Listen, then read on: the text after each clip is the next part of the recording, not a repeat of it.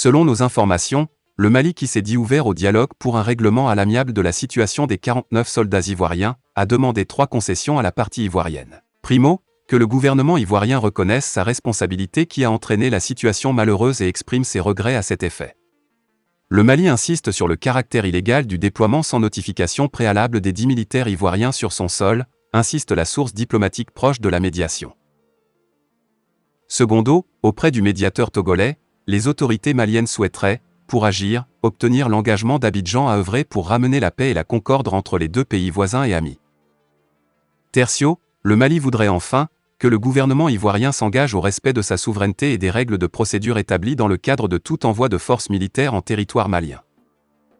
Par ceci, le Mali se veut suffisamment ouvert à un règlement politique pacifique du problème, afin de garder de bonnes relations de solidarité, d'amitié et de fraternité avec son voisin dans le respect mutuel et de bon voisinage entre les deux peuples dont les liens sont séculaires. Devancés par la Chine sur le continent, les États-Unis tentent de se concentrer désormais sur le nouvel adversaire commun de l'OTAN, la Russie.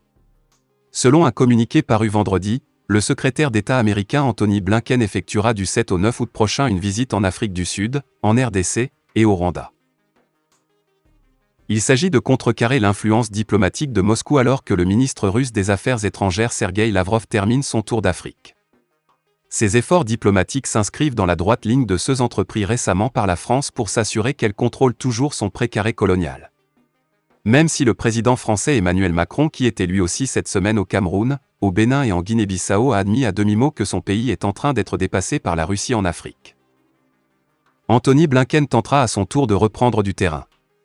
Il rappellera selon le communiqué aux pays africains qu'ils ont un rôle géostratégique essentiel et sont des alliés cruciaux sur les questions les plus brûlantes comme la lutte contre les effets du changement climatique, l'insécurité alimentaire et les pandémies mondiales.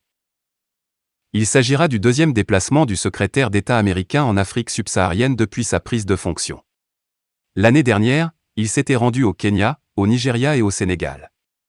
L'ambassadrice américaine à l'ONU, Linda Thomas-Greenfield, se rendra de son côté le mois prochain au Ghana et en Ouganda quand la directrice de l'Agence américaine d'aide au développement Samantha Power a achevé récemment un déplacement au Kenya, allié de longue date des États-Unis, et en Somalie.